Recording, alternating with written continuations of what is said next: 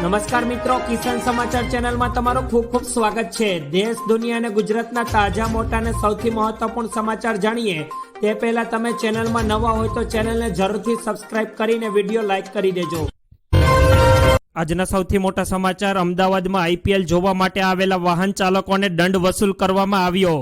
ટ્રાફિકોના નિયમોનું ઉલ્લંઘન કરવા બદલ અમદાવાદમાં આઈપીએલ જોવા આવેલા વાહન ચાલકો પાસેથી દંડ વસૂલવામાં આવ્યો હોવાના સમાચાર સામે આવી રહ્યા છે।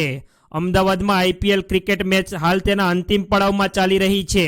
આઈપીએલની સેમીફાઇનલ અને ફાઇનલ મેચ અમદાવાદમાં યોજાવાની છે, જેને લઈને ટ્રાફિક વિભાગ દ્વારા ખાસ એક્શન પ્લાન તૈયાર કરી લેવામાં આવ્યો છે। ખાસ કરીને 13 મેના દિવસે સ્ટેડિયમ અને આસપાસ ટ્રાફિક જામની સ્થિતિ ન સર્જાય અને કોઈ પણ ગેરવ્યવસ્થા ન સર્જાય તેને લઈને તૈયારી કરવામાં આવી છે। આઈપીએલ જોવા માટે આવેલા 242 વાહન ચાલકો પાસેથી ટ્રાફિક પોલીસે 1,29,000નો દંડ વસૂલ કર્યો છે। ત્યારબાદના બીજા મોટા સમાચાર। રાજ્યમાં આગામી 7 દિવસ વરસાદની શક્યતા। ગુજરાતમાં એક તરફ કાળઝાળ ગરમી છે તો બીજી તરફ હવામાન વિભાગ દ્વારા વરસાદની આગાહી કરી દેવામાં આવી છે। સૌરાષ્ટ્ર, કચ્છ, દક્ષિણ ગુજરાતમાં વરસાદની શક્યતા કરવામાં આવી તો દાહોદ અને છોટાઉદેપુરમાં પણ વરસાદની શક્યતા છે। રાજ્યમાં આગામી 7 દિવસ વરસાદની આગાહી હવામાન વિભાગ દ્વારા કરવામાં આવી, જેમાં વલસાડ, નવસારી અને ડાંગમાં વરસાદની આગાહી કરવામાં આવી છે। વાતાવરણને લઈને આવનારા દિવસોમાં મોટા ફેરફારો આવશે અને 7 જૂનના રોજ ગુજરાતમાં વિધિવત ચોમાસાનો પ્રારંભ થઈ જશે। ત્યારબાદના ખૂબ જ મહત્વપૂર્ણ સમાચાર। ધોરણ 10ના વિદ્યાર્થીને લઈને સામે આવ્યા। સુરેન્દ્રનગરના લીંબડીનો વિદ્યાર્થી રાવલ મિત કે જેણે 99.99% સાથે રાજ્યમાં પ્રથમ નંબરે ઉત્તીર્ણ થયો છે। ધોરણ 10માં સમગ્ર ગુજરાત રાજ્યમાં 600માંથી 590 માર્ક મેળવનાર છે। સાથે સાથે ગણિત, વિજ્ઞાન અને સામાજિક વિજ્ઞાન વિષયોમાં 100માંથી 100 માર્ક મેળવ્યા છે। મિત લીંબડી તાલુકાના સરસ્વતી શાળામાંથી અભ્યાસ પૂર્ણ કર્યો છે અને તે ગુજરાતમાં ઉત્તીર્ણ થયો છે। ત્યારબાદના ખૂબ જ મહત્વપૂર્ણ સમાચાર। ઇફકોની જીત પર ભાજપના કદ્દાવર નેતાઓ વચ્ચે ભડકો। ઇફકોની ચૂંટણીનો વિવાદ વકર્યો છે। આ સાથે જયેશ રાદડિયાની જીતનો વિવાદ પણ વકરી રહ્યો છે। આ સમયે જયેશ રાદડિયાએ એક પ્રેસ કોન્ફરન્સ કરી અને જયેશ રાદડિયાએ કહ્યું કે લાખો લોકોનો સાથ અને સહકાર મળ્યો છે અને હું તેમનો આભારી છું। ચૂંટણી દેશ લેવલની હતી અને અલગ અલગ રાજ્યોના પ્રતિનિધિત્વો આવે છે। 24મી મેએ સમગ્ર બોર્ડનો નિર્ણય હતો અને એક સાથે ફોર્મ ભરાશે, ત્યારે કોઈ પણ મેન્ડેટનો ઇસ્યુ નહોતો। જવાબદારી સિવાયનું જે કામ અપાયું તે પણ મેં પૂર્ણ કર્યું છે। ત્યારબાદના સૌથી મહત્વપૂર્ણ સમાચાર। સુરેન્દ્રનગર જિલ્લામાં 100થી વધુ આંગણિયા પેઢી પર લાગ્યા તાળા। અમદાવાદ અને સુરત સહિત રાજ્યની અલગ અલગ આંગણિયા પેઢી પર સીઆઈડી ક્રાઇમ બ્રાન્ચના દરોડાની અસર સુરેન્દ્રનગરમાં પણ જોવા મળી છે। યોગ્ય તપાસ થાય તો સુરેન્દ્રનગર જિલ્લામાં પણ કરોડોના કાળા કારોબાર બહાર આવી શકે તેમ છે। સમગ્ર ગુજરાતમાં આંગણિયા પેઢી પર દરોડા મુદ્દે 15 કરોડથી વધુની રોકડ રકમ અને 1 કિલોથી વધુનું સોનું મળી આવ્યું છે। સુરેન્દ્રનગરમાં આવેલી 100થી વધુ આંગણિયા પેઢી રાતોરાત બંધ કરવામાં આવી છે। ગુજરાતભરમાં આવેલી અલગ અલગ આંગણિયા પેઢીમાં દરોડા બાદ હાલ કાર્યવાહી સુરેન્દ્રનગરમાં પણ ચાલુ છે। ત્યારબાદના સૌથી અગત્યપૂર્ણ સમાચાર। સુરતમાં ટેક્સટાઇલના વેપારીઓને આવી રહ્યા છે ફ્રોડ કોલ। સુરતમાં કાપડના વેપારીઓને પાકિસ્તાનથી કોલ આવી રહ્યા છે, જેમાં કોલ કરીને કહેવામાં આવી રહ્યું છે કે તમારો છોકરો મર્ડરના ગુનામાં પકડાઈ ગયો છે। જે વેપારીઓને છોકરાઓ બહારગામ અભ્યાસ કરી રહ્યા છે તેવા વેપારીઓને કોલ કરીને રૂપિયાની માંગણી પણ કરવામાં આવે છે।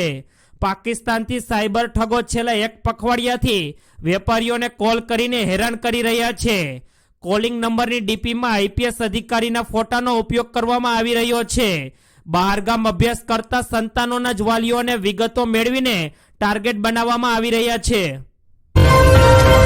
ત્યારબાદના ખૂબ જ દુઃખદપૂર્ણ સમાચાર। અલગ અલગ ઘટનામાં 5 લોકોના ભેદી મોત। સુરતમાં એક સાથે 5 લોકોના ભેદી મોત થયા છે। કોઈનું ઊંઘમાં મોત થયું તો કોઈનું ક્રિકેટ રમતા રમતા મોત થયું છે। ઊંઘમાં દાદરા ઉતરતા એક વ્યક્તિ બેભાન થયો છે। મોટા વરાછામાં રત્ન કલાકાર બેભાન થયો તો ઊંઘમાં છાતીનો દુખાવો થતા મોત થયું છે। નાના વરાછાના ભરત વ્યાસનું પણ બેભાન થતા મોત થયું।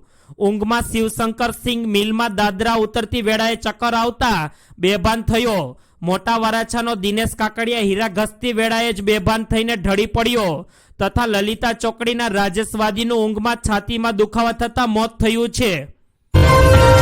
ત્યારબાદ રાજ્યમાં વીજળીના કડાકા સાથે પડી શકે છે વરસાદ। ગુજરાતમાં એક તરફ કાળઝાળ ગરમી છે તો બીજી તરફ હવામાન વિભાગ દ્વારા વરસાદની આગાહી કરી દેવામાં આવી છે। રાજસ્થાનમાં સક્રિય થયેલા સાયક્લોનિકની અસર વરસાદ થવાની આગાહી કરવામાં આવી છે। 14 મેના રોજ અમદાવાદ અને ગાંધીનગરમાં પણ વરસાદની આગાહી કરવામાં આવી તો 15 મેના રોજ મોટાભાગના શહેરોમાં વરસાદની આગાહી છે। અરબી સમુદ્રમાં સર્જાયેલ વરસાદી સિસ્ટમને કારણે વરસાદ ગુજરાતના અનેક જિલ્લાઓમાં વરસી શકે તેમ છે। રાજ્યના કેટલાક ભાગોમાં આજે પણ વરસાદની આગાહી કરવામાં આવી છે।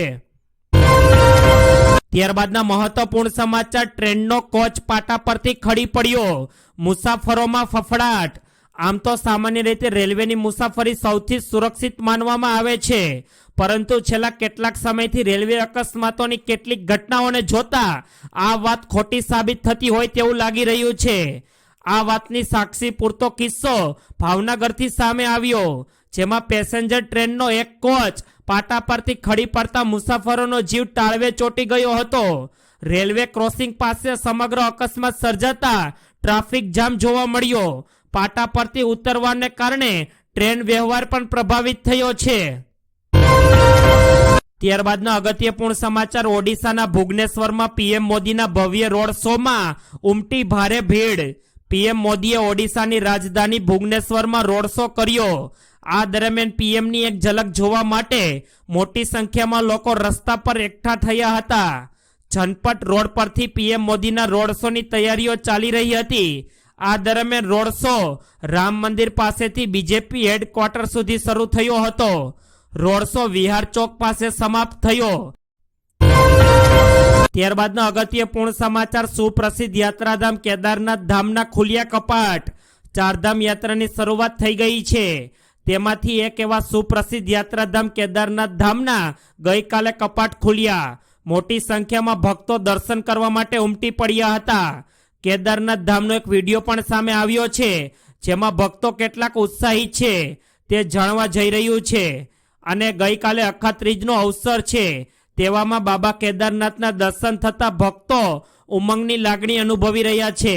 ત્યારે સૌ પ્રથમ વાત કેદારનાથ ધામમાં પીએમ મોદીના નામની પ્રથમ પૂજા અર્ચના કરવામાં આવી હતી। ત્યારબાદના ખૂબ જ મહત્વપૂર્ણ સમાચાર, ઇફકોની ચૂંટણીમાં વિવાદ વકર્યો। આ સમયે મેન્ડેટ વિરુદ્ધ જનારને લઈને કાર્યવાહી શા માટે નથી થતી તેને લઈને બાબુ